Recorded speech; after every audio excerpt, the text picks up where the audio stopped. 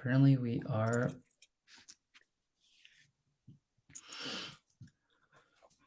The initial bits are always awkward, but yes, we are live. And I think you've been tagged. Tag away. Let's see here. Oh, there we go. Yes, I see us. We are there. We exist on Twitter right now. You're live. And we're just getting set up here. So it's always the awkward bit. And I'm gonna tie your projects. Drop them below. Yeah. So you've got two projects, Progressives and Layered Money. Three. Well, yeah, and then also I'm doing the one running that one with the Orange Pill app guys. They're the ones that like control that account, but that's the one that we've raised the most money through. Yeah, that's a big one. So let's start with that. How did that story come about? Because it's a particularly interesting backstory. Do you know much about that, or where did you come into it? Yeah, so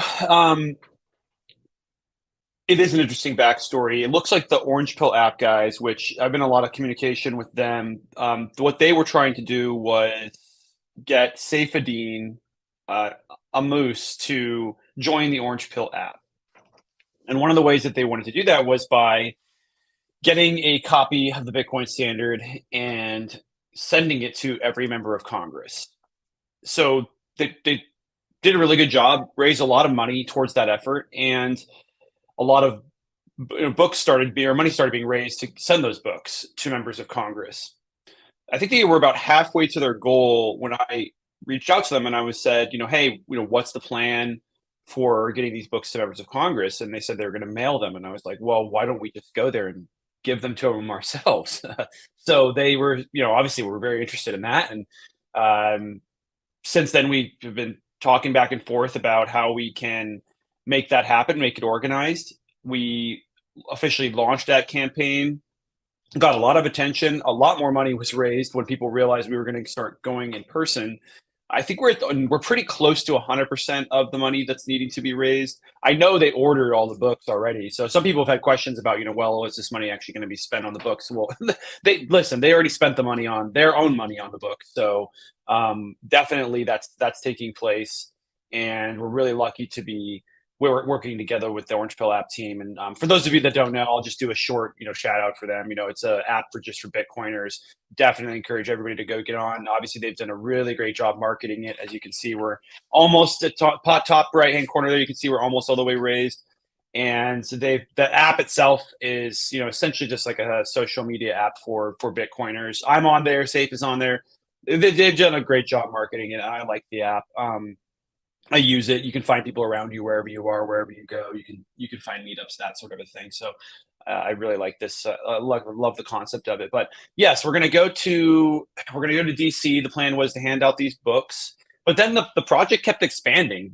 People were like, "Well, you should have other books there. Like this is not just the only book people should be seeing in Congress." And so I started to look and see who commented the most about which books. And we saw that Layered Money was the most commented about. And I have, chatted with Nick a couple times before, and I have also had him. I think I've had him on my show once before back in the day. I used to run a podcast for those people that don't know. That's kind of where I got my start in the Bitcoin space. But we launched a second book, and that was about a week and a half ago, or maybe 2 weeks ago. And we've already had some pretty good, almost 7 million sats raised for that. We're fortunate to be working directly with Nick on this one and able to get a good deal on the book at only $8, which is really great because, we can essentially buy double the books of what we can, the Bitcoin Standard. Unfortunately, the publishing, the Bitcoin Standard only allowed us to come in at the normal price I think that it sells for on Amazon. So there's all sorts of different rules for different books and different publishers. So this one we've raised 7 million sats. I think that we have that gets us over like 100 books at this point.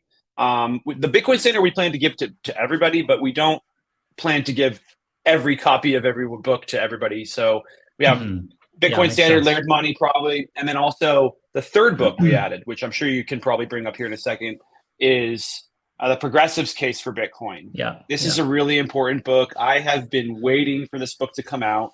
We just launched this book on Tuesday for its fundraise, and I would love for folks around the world to contribute to this effort to make sure that this book gets into the hands of Democrats and progressives in Congress.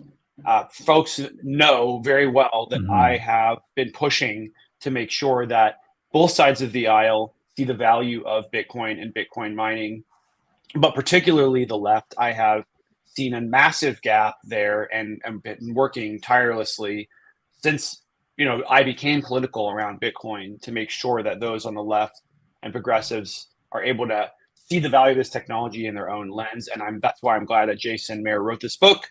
And that's why I'm glad that we are bringing him to DC. Him and Nick will both be coming to DC to help hand out these books. So I'll pause there. Fabulous. Lots of great, exciting stuff. We could get more into the details of what else we've started doing since then. We've expanded the operation even more, but I'll stop there and see if you have any questions. Yeah, that's super cool, man. Super cool. And just like you have expanded into these other books and other books that people are mentioning, it's probably worth mentioning the fact that there's 7 or 8 other projects that are about orange pilling politicians around the world. I think there was one in Australia, New Zealand, launched a few days ago. You've got Germany, UK, Philippines, Nigeria, and Finland, and I think maybe another one. So it's pretty crazy to see this sort of the game theory, right? The game theory of Bitcoin playing out in real time. So right. What are your thoughts on that? I love it. I love it. Well, and this is exactly the sort of thing I want to see.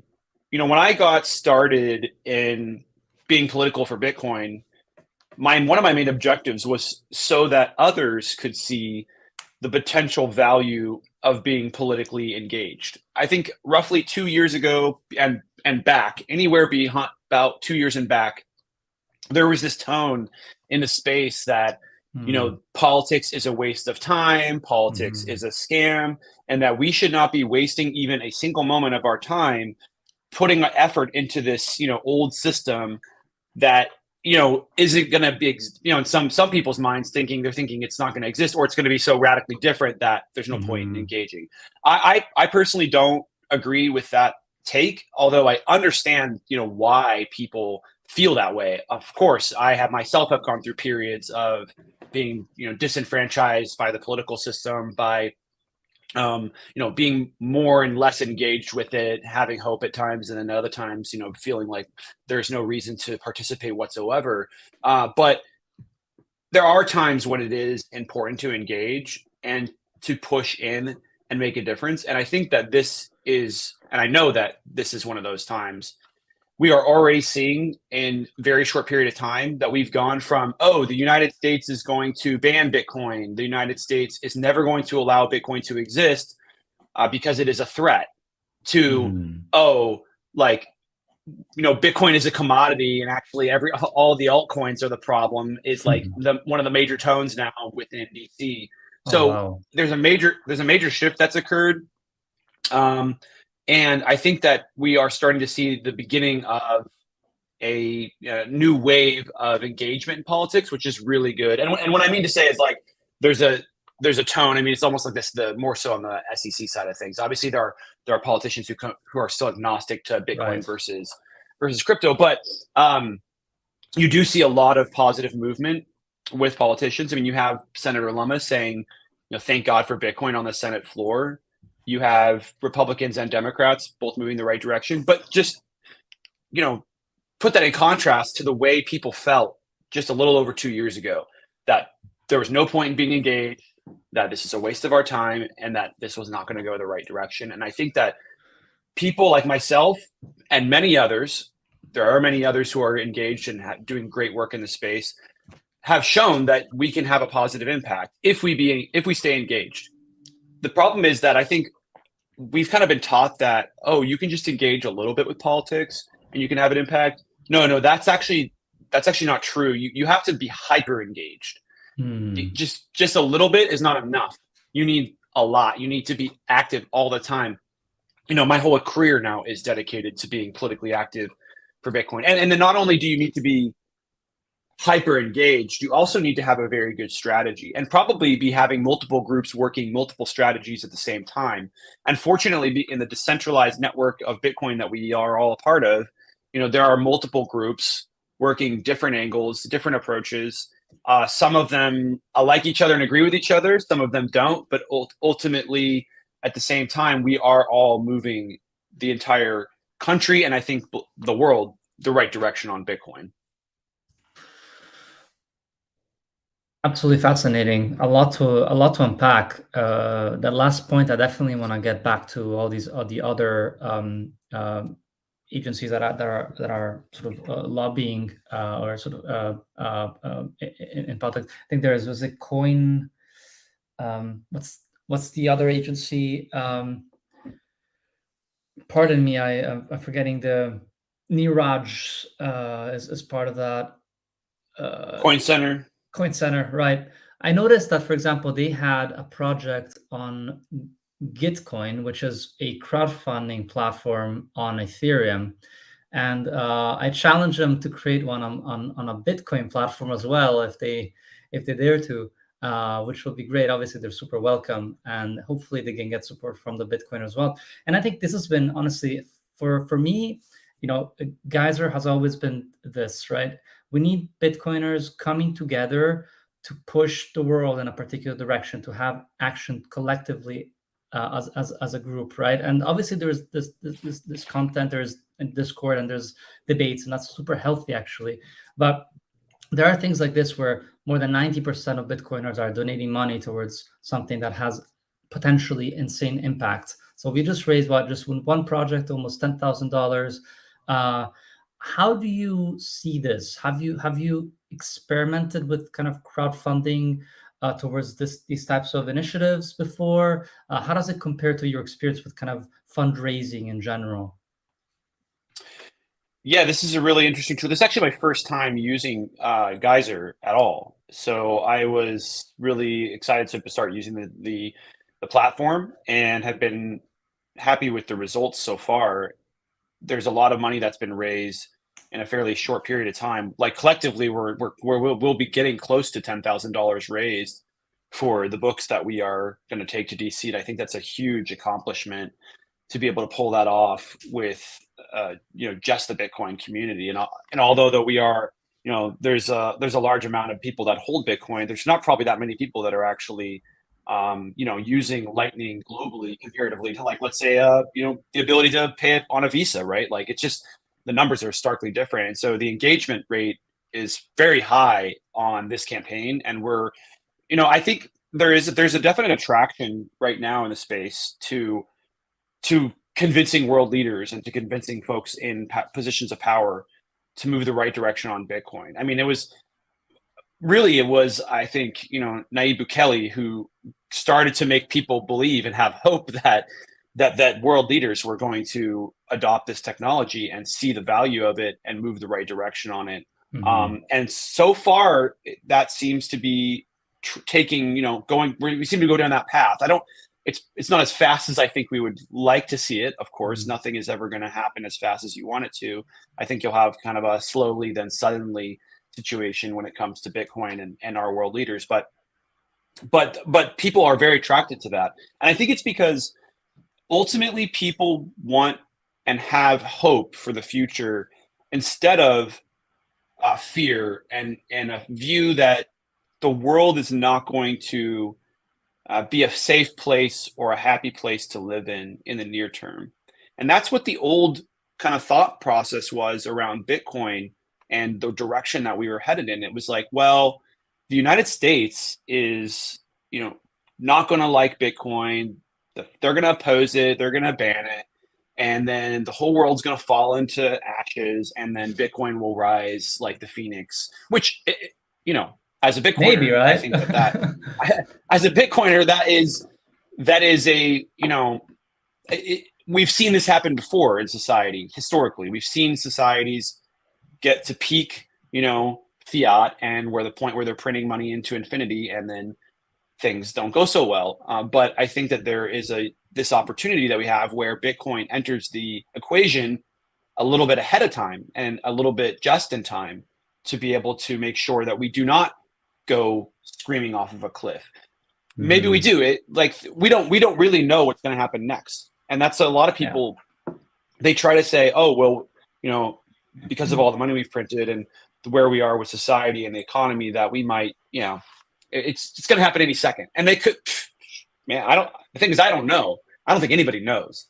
So they could be right. They could end up being right. But I would much rather live in a thought in my process that we have an opportunity to avoid that sort of a disaster, because I want to believe that the next 10, 20, 30, 40, 50 years can be a period of growth and prosperity and hope for progress, and that we can move forward instead of, you know, the next 10, 20 years being like a bomb went off and we're all recovering and we don't even really get to live like to the fullest extent of our lives. And maybe our children don't even get to live to the fullest extent of their lives because of just how bad the situation got. So I don't think anybody really wants that. And that's why every time a world leader comes out and says, you know, I'm going to be pro Bitcoin, it like injects a little bit of hope into our future outlook in the world as a Bitcoiners, right? So the idea of going to DC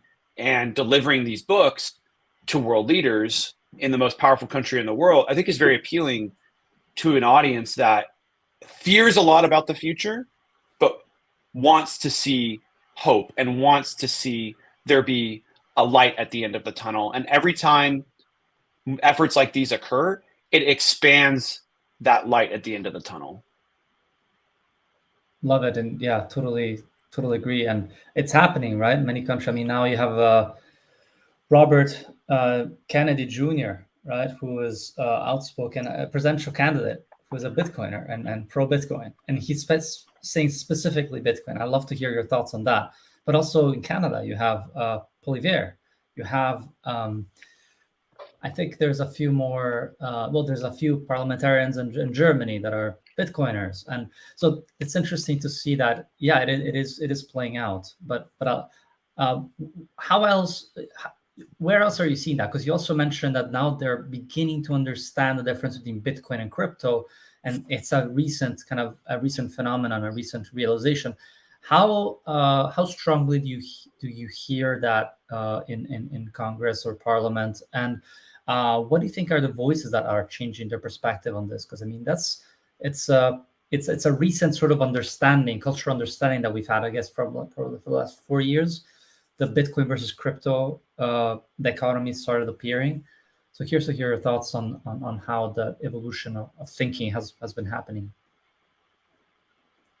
Well, I think generally in any sort of bear market, you're probably going to have a, you know, more pro Bitcoin tendency, especially as a lot of these, you know, tokens and various forms of crypto and exchanges have problems. You'll probably always see some sort of leaning into Bitcoin as a safe haven. I've called, you know, Bitcoin the safe haven of crypto, and I, you know, that doesn't mean that I think that during happy times we should be leaving Bitcoin, but that's generally true, and it's become more true, especially as we've had major issues with stable coins this last cycle. So there's a lot more fear around even putting their assets, you know, the people in the crypto space, they've had a lot more fear around putting their assets into stable coins. And the reason why I call, you know, Bitcoin the safe haven of crypto is because we just know that it's not going anywhere, and we know that the amount of supply cannot be debased. We know it's not going to collapse.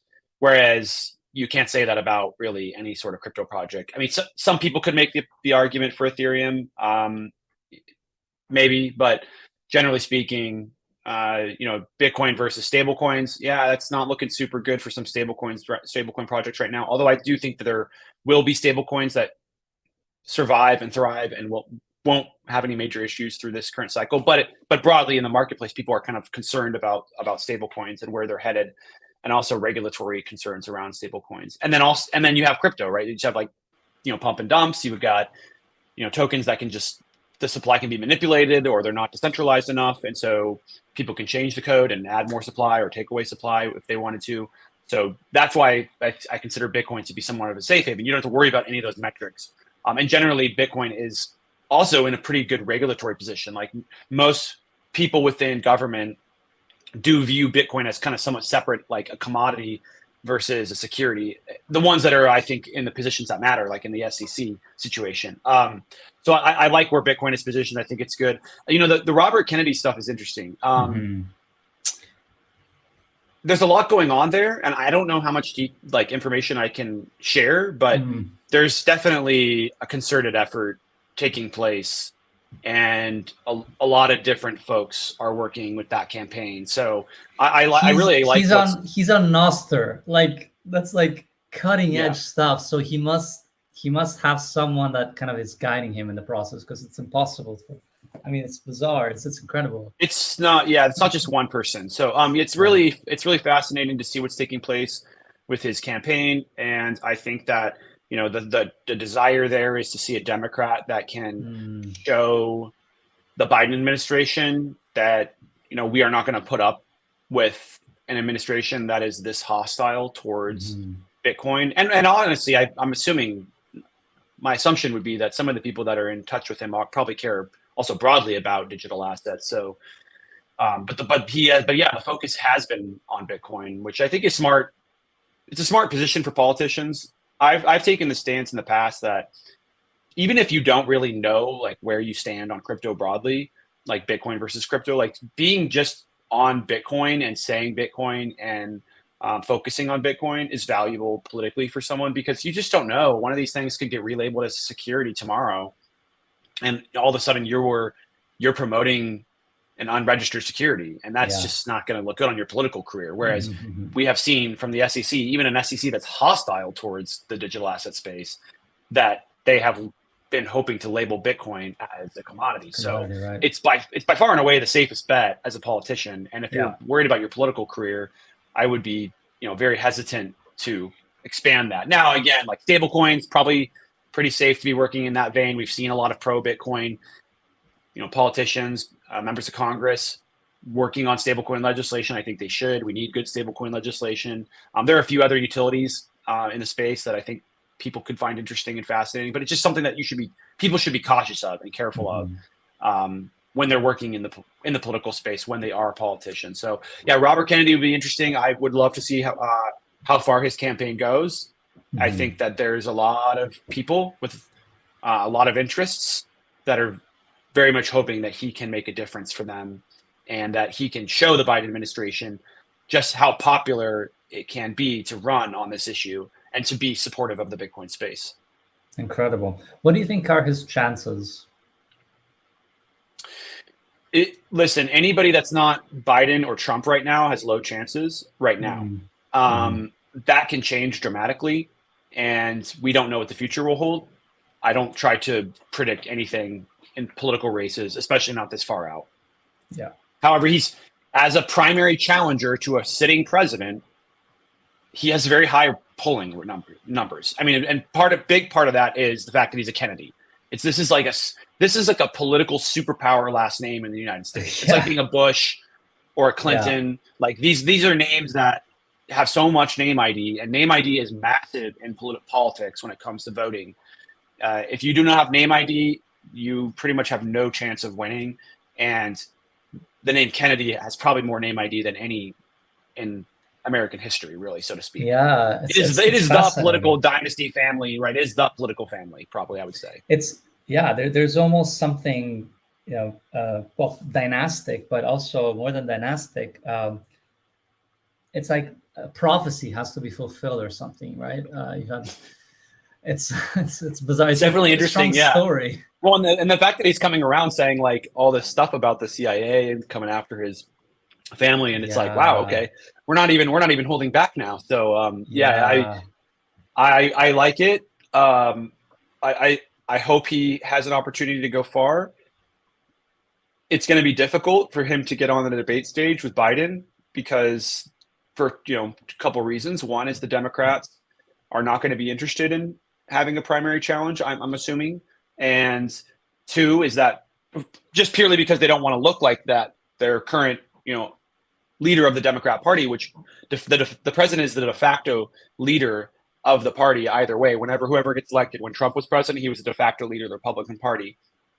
Right now, Biden is the de facto leader of the Democrat Party, and it's very dangerous for them, for them to put themselves in a position where it looks like he's weak enough to be challenged to the point where a sitting president would be forced to go to the primary debate stage. So they've already said they're not going to do debates, which that's just normal. Like, people are acting like this is some like crazy thing. Like, oh my gosh, like, how dare they not let there be debate? That's very normal. Now, I think if Kennedy were to get to some sort of really high numbers in his fundraising and in his polling, that there could be something that is a forcing mechanism to a debate. But you have to remember that the Biden administration has an alternate perspective on why they don't want to have a debate take place, which is that Biden is, he's aging, right?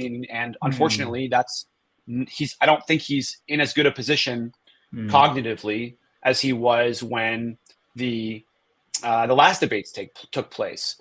And so it could be some sort of situation that could cause some pretty poor visual problems for the Democrat Party. So it's just something they need to think about. And I think we'll see what happens, but hard to know for sure if that debate will take place. If it does, I think then that's when you'll know that Kennedy has a good shot of winning that primary.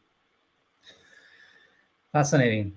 So we've been talking about the Democrats. What are your thoughts in terms of going back to Bitcoin and the Bitcoin education? Where do you find more stickiness on the Democrat or the Republican side? Does it matter? And also, which arguments seem to make sense? Because I mean, you were really on the front line educating them. Are there different arguments that kind of stick to them? And so also the books would have to be appealing. Like obviously the progressives take the Bitcoin would be good for the Democrats. Maybe soft war might be good for the Republicans. What are your thoughts on that? Well, you'd be surprised. Okay, so there are people on the left and the right who care a lot about national security and defense. So Soft War is definitely a bipartisan book in the sense that if that person cares a lot about national security, then they will care a lot about Soft War. Progressives' case, a little more clear there. Definitely a book that I think would be better in the hands of progressives and Democrats because the book is written as a message to them. Mm-hmm. Now, I'm not saying that Republicans shouldn't read it. I think they should, so that they can hear that message and probably also do a good job of talking about it with their progressive and left-leaning friends. Bitcoin Standard. Some people claim that Bitcoin Standard is a book built for folks on the right and libertarian-minded. I think there is something to be said there, but I still think it's an important book to read. I think that it sets the base case for a lot of the reasons why money is important and can be taken in by a broad audience. Now, is it the perfect book for everyone? That's an argument that people make back and forth. I'm not going to pick sides on that one, but I think it's a good book that pretty much everybody should get their hands on and read, no matter where they sit in the political spectrum. And then we have Layered Money. Layered Money, I think that's probably one of the most nonpartisan, books of all the ones that we're taking. Yeah. Very broad, can be read by anybody. Nick did a really good job of writing that one, and it's not as quite as dense as the Bitcoin Standard. So it's fairly easy to make your way through and get that strong case of why Bitcoin matters and understand a little bit of money history, and then see how the new system will be built with Bitcoin included into it. Yeah, agreed.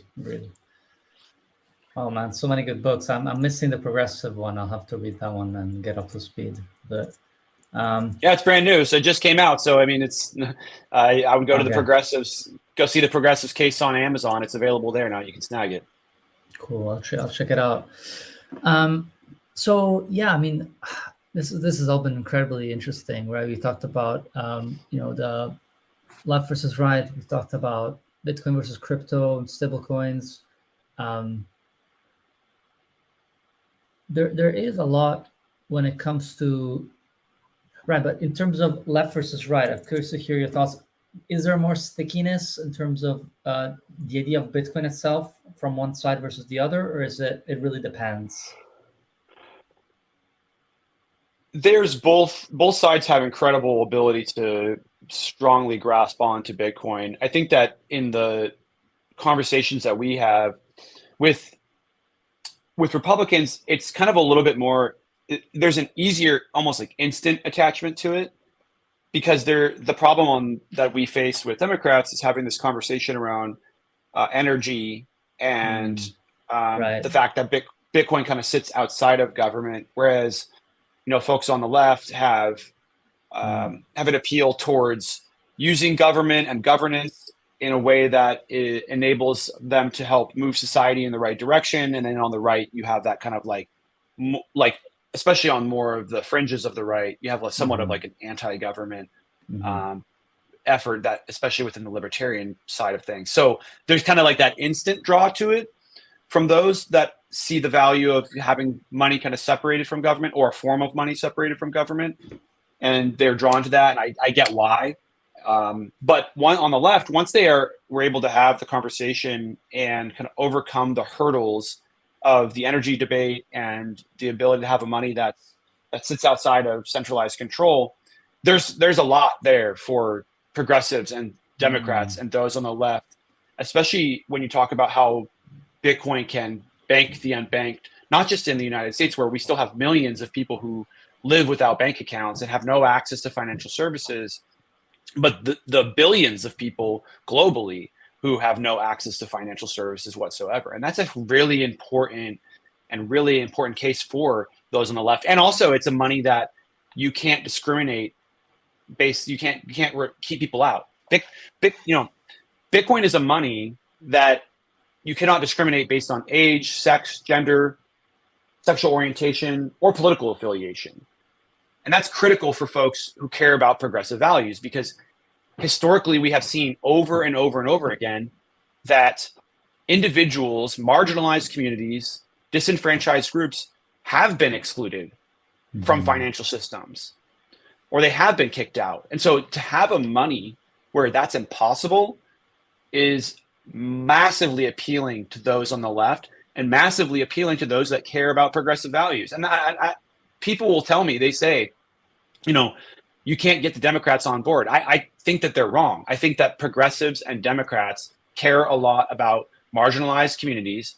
And there are marginalized communities, not just in the United States, but across the entire planet, who can't access financial services. And now they can for the first time ever because of Bitcoin. But not just that, we also have the ability to, with Bitcoin mining, expand energy into these communities. There are so many places around the world who have zero access to reliable, cheap energy. And we know that when you increase the use of energy as an individual, your quality of life expands dramatically and your health expands dramatically. Because when you live in a shed or a hut and you're cooking all of your food over a wood stove, not only are you consuming a lot of time, you're also exposing yourself to incredible amounts of chemicals, and that can cause knock-on effects, health effects for those individuals. And those individuals are also less likely to have access to healthcare. So if you're talking about a money and an energy system that can solve some of the most important progressive values that exist today, and that's why when people tell me that, oh, this isn't something that the left or progressives can be on board with, I'm like, I don't even think you understand like how core to progressive values Bitcoin is. Beautiful. Yeah, I second that completely. So how far off are we to orange pilling politicians? So I would say orange pilling is a spectrum when you're talking to politicians, and that you need to approach it with an understanding that elected officials have to care about so many different things in the world. So if you've got a U.S. senator, for instance, they have to care about what's going on at the border. They have to care about what's going on with healthcare. They have to care about what's happening in Ukraine and Russia with the war. There's these huge global issues that they have to care a lot about. And so it can be difficult to take their focus away from those and get them squarely in the game with Bitcoin, where all they're doing is paying attention, or at least enough, to Bitcoin where they understand it, where they're orange pilled, so to speak. So when I say orange pilling is a spectrum, the reason why I say that is because there are people today who care a lot about Bitcoin, and I wouldn't say that they are like an orange pilled maximalist. But that doesn't mean that they're heading the right direction on that scale. And so, what we Mhm. want to do when we're approaching elected officials is make sure that they understand the core benefits of what Bitcoin has to offer. So, for instance, when we go and talk to politicians and elected officials about the value of Bitcoin mining, we're not spending very much time explaining how it works or spending explaining very much time uh, talking about Bitcoin, the asset, and how it unlocks, the freedom for individuals and how it provides a financial system. Although we mentioned it briefly, we spend most of our time talking about how Bitcoin can provide jobs, local investment, grid stability, Mhm. environmental cleanup, and the ability to enhance green and renewable energy projects, carbon-free energy projects, really any energy project, because it's a tool. Bitcoin mining simply is a tool for folks to advance their energy goals. So we go in, we explain that, and oftentimes we're able to get policymakers to see really those values, the potential to use the technology in that way. And then from there, sometimes they continue down the path of understanding the value of this technology. But it's almost like in some ways like try to orange pill or whatever you would call someone on the internet. Like back in the day, you're like trying to convince someone that they need to be like radically big believers in the internet. That's generally like not how people like viewed the internet as a protocol. But we do have this sort of like view that like people need to be like die hard believers in Bitcoin to understand the benefits that it has to offer, which I just don't think they do. Like you're not going to have, I don't think every single person on the planet is going to be a hardcore orange pill maximalist, like, right? Like you'll have subsects of groups that will be like that. But for the most part, you'll have just users who Yeah, understand the technology and use it and benefit from it. In 100 years, absolutely. we There will might be not, we no might look back Bitcoiners, and right? yeah, Because everyone's a Bitcoin. yeah, that's right. No one will talk. We don't talk about people as like internet users. We're just all are people that use the internet. Mhm. And so I think that in some ways it's going to be the same. You're going to have those back in the beginning of the internet. Obviously, you had people who are really understood its potential and went around and probably screamed at the top of the rooftops about the value of the technology and what it could be used for. And now the whole world is using the internet, and there's no sort of like divergence between people who do and don't, unless it's just internet connectivity and do they have access because of energy usage or wireless connectivity. Same thing with Bitcoin. It's like there's not going to be this like big divergence between like people who are hardcore believers and people who are not. Many Mhm. people will never get to that point, and so I don't expect many politicians will either. But the biggest, most important part of the equation or the conversation is making sure that they understand those benefits that it has to offer. For us, it's talking about Bitcoin mining, and then getting them to see that value and then getting them to adopt the technology in their state. Mhm. And we've done that very successfully. We've passed our right to mine bill in Arkansas Yeah, it's and also incredible. in Montana that protects the ability for Bitcoin miners to operate in those states, legally operate in those states, and also protects them against discrimination. And in the case of Montana, we also passed a law that would ban any sort of additional taxes when Bitcoin or other digital assets are used as a form of payment. So those are the results that we want Wow. to see. Which state? That was in Montana. But there's still federal taxes on capital gains, right? Yeah, these are Okay, separate. Yeah, so got it. state law passed by Montana that would ban additional taxes is at the state level and Yeah, below. So no local jurisdiction could pass a additional tax on Bitcoin either got for it, when got it, used as got a it. form of payment. Super interesting. Wow, didn't know that. That's super cool. But there's been some negative setbacks, right, when it comes to mining. I think was it Texas that it's a could you freshen up on my memory there? Doesn't Texas ban mining or sort of had some adverse policy against mining? So Texas recently was pushing a bill to limit the ability for Bitcoin miners to participate in demand response or ancillary Mhm. services. And Right. they also wanted to limit the ability for Bitcoin miners to be able to take advantage of what are called tax abatement programs. The tax abatement programs are essentially incentives for local small communities to be able to attract businesses because there's Mhm. really just not a lot they can do to attract businesses to rural communities. So they give them these what is like a delayed tax instead of when you move if you move into the community and once you do that the property you're on, you just built a bunch of stuff on it. It's going to go up in value pretty significantly. Mm-hmm. So what they do, instead of immediately raising your tax, they'll wait 10 years before the taxes go up, because that way it'll encourage you to come to the local jurisdiction, local community. And that is a tool that a lot of different industries have used. Some have abused it, and that's why there's generally a kind of a disdain for that program in states like Texas. So they wanted to remove the tax abatements, which, if you want to get into a tax abatement argument of, oh, we should just get rid of them completely, or we should have them, it's a debate that's fine, that can take place. We're not necessarily trying to have that debate. The debate that we are saying is that you shouldn't target Bitcoin miners. You shouldn't just remove it from Bitcoin miners, especially because if the biggest argument for why people should remove the tax abatements, one of the big arguments anyways, is that the system gets abused, and that people aren't actually creating any jobs. They're just, going like a solar farm, for instance. Sometimes they have this problem in Texas. They'll go build a solar farm, get a tax abatement, and then they'll only have like 1 or 2 employees out there. Where in the case of a Bitcoin mine, we're getting 10, 20, 30, sometimes hundreds of jobs at these sites. And so that's the area where people are saying, okay, well, we are the last. We're not the industry you should be targeting for removing tax abatements, because we're actually building and creating jobs in these rural communities. So there's a lot of things going on with this bill. There's been a lot of back and forth.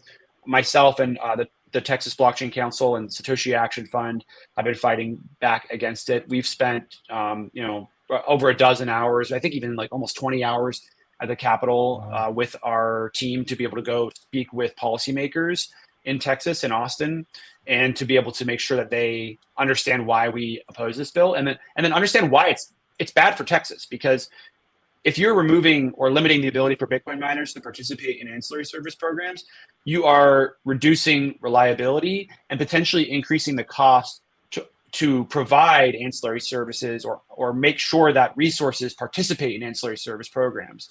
One of the things that Bitcoin miners have done in that market is, when they came in, they are actually so good at participating in demand response that they are bidding down the cost.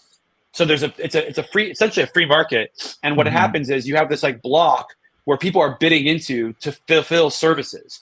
And because there's so much Bitcoin mining taking place in the state of Texas, and more coming, they're all bidding in, and that the bids are getting lower and lower and lower because they're so good at participating. So there has been some thought that this is maybe upsetting to other industries who were participating in those programs. They were generating revenue from it, and now they can't, because they can't compete with the Bitcoin miners. Right. So there's some thoughts that might be some of the reason where some of the support for this bill is coming from. But yeah, if you SB 1751, which limits Bitcoin miners participating in the ancillary service programs, limits their ability to participate in programs that incentivize rural job growth. There's some industries that maybe like that, because maybe they think that Bitcoin miners are competition they can't compete with. So they're somewhat interested in using the levers of government to oppose Bitcoin and restrict Bitcoin, which is, again, goes back to the whole theory about why we need to be hyper engaged, not just a little bit engaged, hyper engaged in the political level. Because if we don't get hyper engaged, others will use that system against us, and they will win. It is unfortunately, people will hate it till the day they die. Politics isn't going anywhere. Government isn't going anywhere. And your opponents, people that don't like you, will use government against you if you're not careful. And then you're going to end up in a situation potentially like China, where one day they ban Bitcoin mining completely because we decided to stay, totally inactive. In a state like China, in a nation state like China, obviously it's a lot more difficult to be engaged. So it's a totally different beast there. But at least in the United States, we do have some semblance of ability to get active and make a difference. And that's why we will continue to do that through Satoshi Action Fund. And that's why I encourage people across the planet to do the same. Which reminds me of the Greenpeace piece, and also the New York Times piece. Didn't the New York Times bit come at a similar, in conjunction or in parallel timing to the Texas bill that you were mentioning now? Was that a coincidence, or was that in some way planned, as in, New York Times pushing, again, kind of slamming on Bitcoin mining for being environmentally unfriendly and having filters over the photos, making it seem like there's smog and pollution in the air. I'd love to hear your thoughts on that. I don't know how much you can say. I'm sure you know a lot about, where, who writes these pieces and why they write them and who gives them, who provides the support and the funding. Yeah, I mean, it's hard to say. People have made the claim that it's a targeted, intentional news hit piece that came out just in time for this kind of push in Texas because there are, powers that be that care a lot about having the ability to control or participate in these programs, ancillary service programs. It's really hard to say. I will, if that's true, there was very significant thought and very significant coordination that took place. This reporter was covering this story as far back as September, maybe earlier than that. So he was covering the Bitcoin mining space for a very long time and was showing up at Bitcoin events and was, researching the space without anyone really understanding what the piece was going to be about until within like a couple of weeks, we started to realize that it was going to be somewhat of an attack on Bitcoin and Bitcoin mining. So there are people, there's a level 39, as I don't know if you know the account, but did quite a bit of research to connect the dots. I think that there are dots there. It's just, there's no way to know for sure if this level of coordination is taking place or not. Either way, I think it's important for us to remember that we need to become very vigilant in not only providing good information on the internet for folks to push back against this stuff, but we also need to be doing much better research as well. And that's why I launched Satoshi Action Education, which is the research arm of the work that we are doing, so that we can get more data-backed, peer-reviewed research into the public sphere, so that when these sorts of claims are made by people like the New York Times or others, we have very significant research and proof to back up and refute those claims and back up our own claims. So I couldn't be more bullish enough on the need for more research to be done in the space, and that's why I'm happy to be leading that effort through Satoshi Action Education. Very cool. Very bullish on what you're working on. Hope that we'll see similar things happening in Europe. Where I'm from in Italy, and I'm living in the UK. So I know there is a Bitcoin Policy Institute now here in the UK. How much collaboration and contact is there between these different kind of agencies that are Bitcoin focused? So there's a lot of different organizations in the space, and I like so far have seen positive movement from most of them, and there's a lot of coordination between especially us and the TBC. We work a lot with Texas Blockchain Council. They're a great organization. Mm-hmm. There's a couple federal groups like the Digital Chamber that have done great work. We've worked closely with them. They also came down to the rally in Texas to fight back against this bill with us and the TBC. We co-organized that effort to promote Bitcoin, push back against the Senate bill SB 1751. So there's a lot of coordination that's taking place, and we hope to see more coordination as things move forward. Amazing. All right, I did have one other last question. Oh, time is starting to run out, but I'm curious because I'm in the process of reading Software, and it's a very good book. Quite dense. I haven't gone through the entire thing, but I'm curious to hear your thoughts from a kind of geopolitical standpoint. So we've talked a lot about politics, but let's talk about geopolitics. And where are we right now in that geopolitical game, where it seems that some countries, especially countries that have been sanctioned, so you got countries like Iran, possibly Russia, possibly China, are actually apparently there are reports that they're mining Bitcoin. And whether it's like at the public, sector, these countries, public and private, kind of merge quite easily. And what does that mean for the United States from a kind of a geopolitical standpoint? Do you think there's a chance that there will be mining happening at the state level? Do you think Bitcoin mining represents indeed a type of defensive warfare? Or not defensive, just warfare. Curious to hear your thoughts as that's something that I'm thinking about these days quite a bit. Yeah, well, I'm a big fan of Jason Lowery. I've been, promoting Jason and Jason's work before much much longer than probably most people in the space, because I could kind of see through what he was saying. You know, when people were getting mad about the word violence, like I knew what he was trying to say. It didn't confuse me at all, or cause problems for me. I immediately grasped on and saw the value of what he was trying to promote. I'm also working my way through the book, so not 100% done yet, but don't need to read it entirely to know that I support the work that he's doing and think that it's incredibly valuable. The reason why is because we face very powerful forces in this world, or potentially would face very powerful forces in this world. And Jason is giving us an opportunity to avoid one of those battles, avoid one of those forces. And the only way forward is to make sure that they see that this technology is something that they should be adopting versus fighting against. So if we can get what he's talking about, which is like DoD, Department of Defense, the Pentagon, those types of people in NatSec to understand the value of Bitcoin mining and the fact that they need to be on board with it, or otherwise they're going to be in big trouble, is a huge and important fight for us. In some ways, there are a couple different groups that we need to make sure that we are working with and not necessarily against, or at least neutral. And that is the environmental groups and people who care a lot about energy. And that is the people in the military industrial complex, because these are groups that you do not want to fight.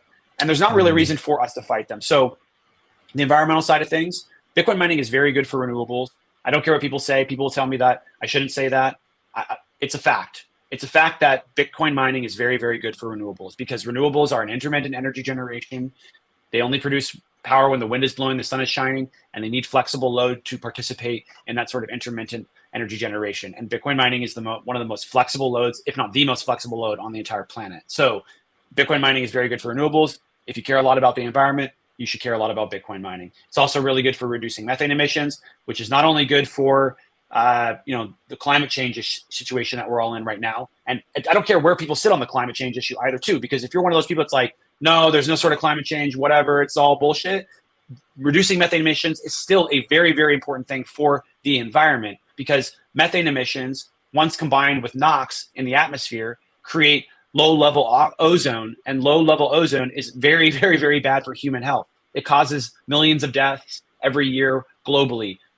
A great way to explain low-level ozone is when you go and you see smog all over the place in certain cities. That's one form of low-level ozone. So we need to be making sure that we're reducing methane emissions as much as possible. Bitcoin mining is very, very good at that. And so that's helpful for our cause when we talk to the folks in the environmental world, because it helps, again, with their concerns around climate change, and helps with actual, like, on the ground, like, health problems that are caused by methane emissions. So those two things together, renewables, methane emissions, hugely powerful. And that's how we get the environmentalists on board. And that's how we have been getting them on board. They're starting to see the value of the technology. But we need to do more research, more data-backed, peer-reviewed research to prove this case, because a lot of people sit on the fence on this issue. They're like, yeah, it seems great, but where's the research? And so that's why we need this research. We desperately need more research in the environmental world to show that what we're saying is true. And then the other fight we have, so that's the one big fight, which I think I'm more focused on in the Bitcoin mining world.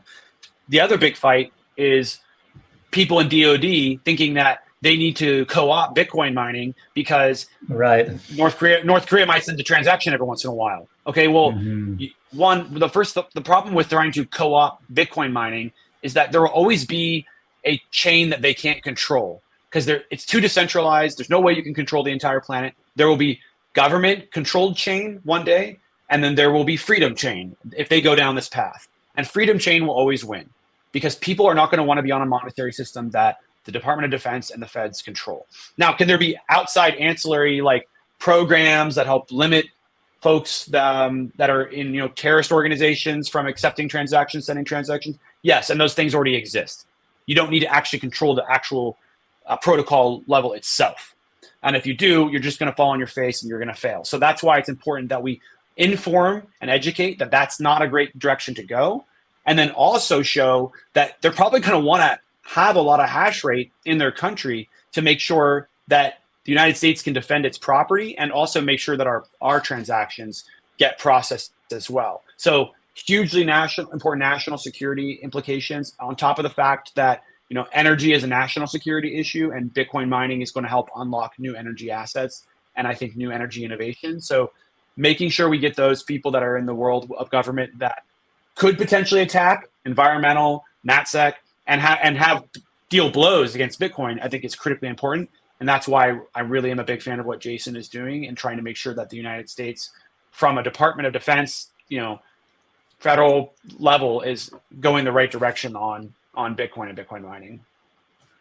Super cool, super interesting way of putting it. Could tell you've been very much, yeah. I mean, fascinating job, by the way, that you have. I mean, you must be delighted to be working for Bitcoin on the front line in the middle of the of politics. That's fascinating. But yeah, love what you said there about the ESG fight, and rather than going head on against them, we can actually Bitcoin actually is very much aligned with all these different principles and perspectives, and which is the power of Bitcoin. It's so malleable, it's so flexible. It can encompass so many different ideologies and belief systems. I think I used to think about Bitcoin a bit like a mirror. Like, you can kind of see whatever you want to see in it, because it's so versatile, superpower. So yeah, and then the point there about the government wanting to mine Bitcoin in order to secure the property of their citizens, I think that's a super strong point as well, right? I mean, just like you have a military protecting the property of within the nation, you need a type of cyber army that protects the cyber property that is the Bitcoin asset. Yeah, I think that makes a lot of sense. Yeah, cool. Absolutely. I'm a big fan of the mirror analogy. I use that one a lot. Cool. Okay, good to know that. But look, is there anything else that you think is worth bringing up that we haven't talked about, that your project is about, that that you're working on, maybe something that you're planning on doing next? Yeah, I mean, one thing I will hit on at the end here too is, like, if people want to know how to have a positive impact on their elected officials and leaders, one of the biggest things that is going to be important, and this is true with anybody, is to listen, and listen to what's important to them. Oftentimes we get stuck into these echo chambers of talking about why Bitcoin matters, and we don't listen to what people care about and what's important to them. And if you can listen to what's important to someone and get a strong understanding of why they are motivated to even operate within the political sphere, then you can get a strong understanding of how to pitch Bitcoin to them. If you want to be a Bitcoin salesperson, which is what we do when we try to quote unquote orange pill people, then you need to understand how to pitch Bitcoin, and to do that, part of it will require understanding what's valuable to someone and the values that they have. So that's my last comment on making sure you get the right message to people on Bitcoin in order to get them onto the Bitcoin team. For myself, we are going to be continuing to push policy, continuing to push pro Bitcoin mining policy at the state level, and educating at the federal level. We got our DC book handout, as we've talked about early in the show, coming June 22nd. If you want to be a part of that, there's an Eventbrite. We're looking for volunteers. We've already got well over, I think, a dozen, maybe 15 volunteers at this point, but we'll probably take maybe 20, 25 total. I don't want to get it too wild, but yeah, that'll be a great time. We're going to have volunteers come, hand out books, and then we'll have a happy hour to follow, with hopefully some members of Congress coming to speak during the happy hour. We've already got a few offices interested, and looks like we'll get some folks to agree to come talk to us about their favorite Bitcoin books. That's super cool, super interesting. Can't wait to see the videos and a lot of the event happening live. Well, Dennis, it's been an absolute pleasure. I really enjoyed it. Where can people find you? Again, kind of let us know. Yeah, you can visit our website at satoshiaction.io or satoshiaction.org for our other research arm, which is just a splash page. We just launched it recently. Satoshiaction.io is where the bulk of our work is at. You can also find me on Twitter. Dennis_Porter_ is my Twitter handle, and Satoshi Action is Satoshi Act Fund.